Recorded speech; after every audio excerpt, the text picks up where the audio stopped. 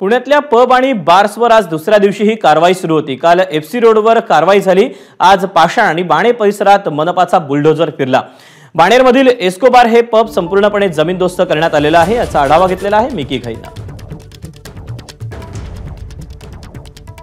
पुण्यातील अतिशय posh area म्हणून ओळखला जाणारा बाणेर परिसर आहे आणि इथं जर आपण बघितलं तर हे एस्कोबार आहे।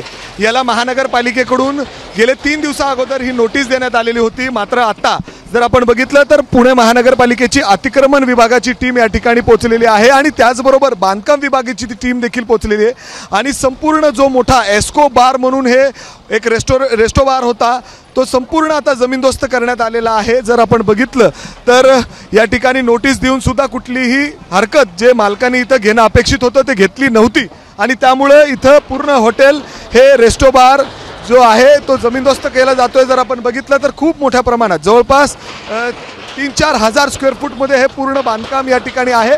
या ठिकाणी मालकाला बोलवण्यात आलेला आहे। दरवाजा उघडून आतमध्ये जे काही गॅस कनेक्शन असतील ते बंद करून अशा पद्धतीने महानगरपालिकेच्या या जेसीबीच्या सहाय्याने पूर्ण हे जे गेले कित्येक वर्ष या ठिकाणी चालत होतं याला वारंवार नोटीस देऊन देखील इथं कारवाई करण्यात आलेली नव्हती आणि शेवटी आज महानगरपालिकेची टीम या ठिकाणी पोहोचलेली आहे।